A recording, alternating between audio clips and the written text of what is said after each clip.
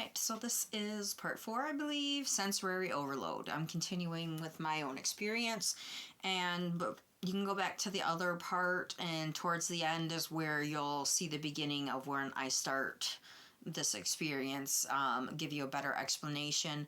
But through the little bit I told you, not the full example yet, but you can see in the beginning, instantaneously, I went through literally, you start with fight. Like, you don't have to feel all of these, but when you're hitting that big main sensory overload and it's hitting you good, you're going to hit all of them. So, again, when you go to fight first, like you automatically, it feels like being backed into a corner in some way, shape, or form.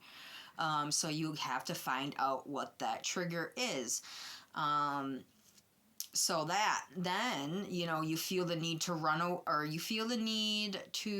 away next. Yes, flight.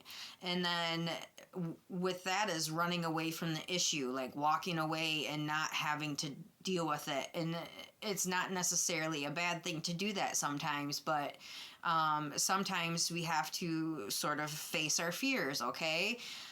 Because sometimes it's not as bad as we think it's going to be. So you want to run away, you want to avoid, you don't want any trouble. But then these two are fighting against each other, and that's where rage sort of sticks in, is between these two.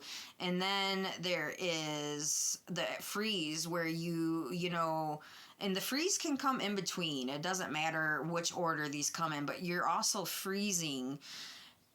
And, again, going through a wide array of thoughts. And again, it's the same thing going into flight. You're sort of avoiding, you're causing, this separation.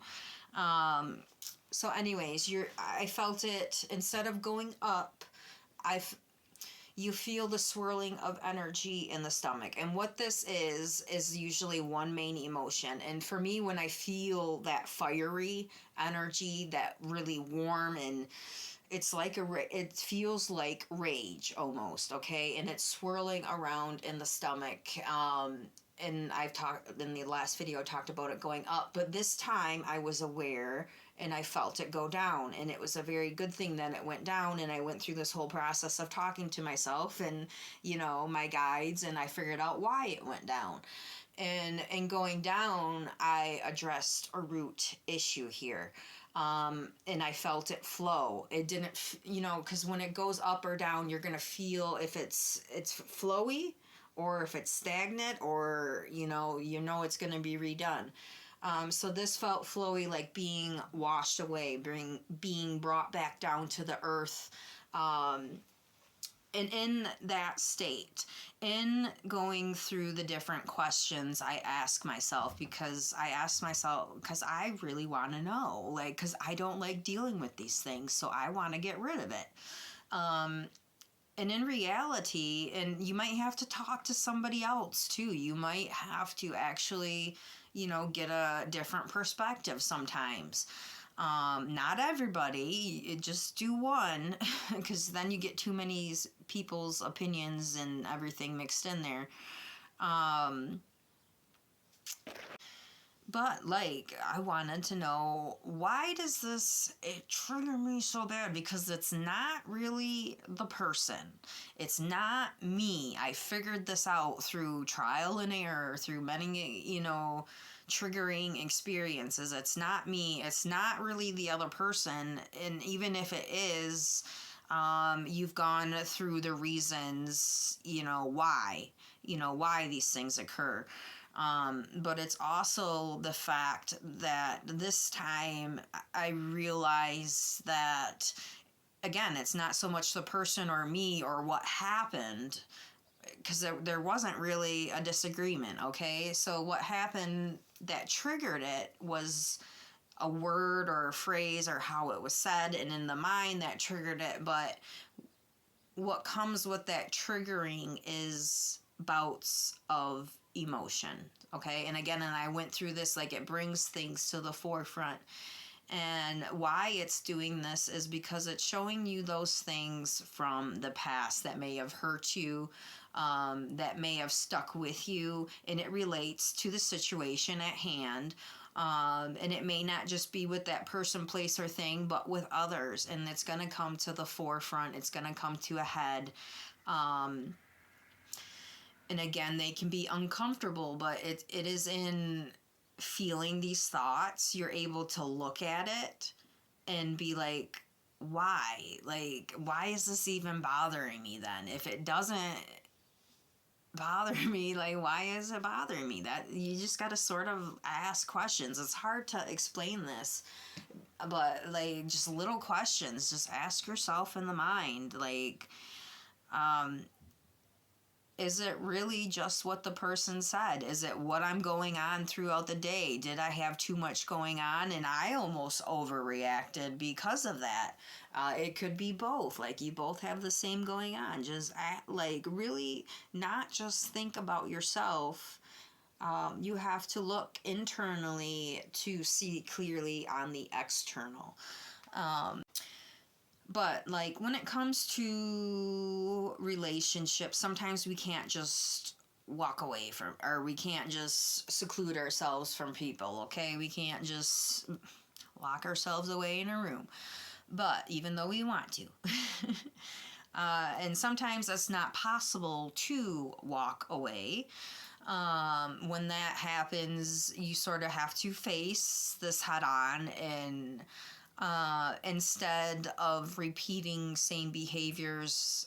That's why it's important to be really aware and cognitive up here, because people try to get reactions out of you. Sometimes they do it unconsciously or consciously. Sometimes it's just out of habit. There's lots of variables that go into this. But again, being aware. And the best thing that I did for myself was to, again, learn psychology, to learn how other people act, but to learn about myself is what brought the awareness to others, because I know it in myself.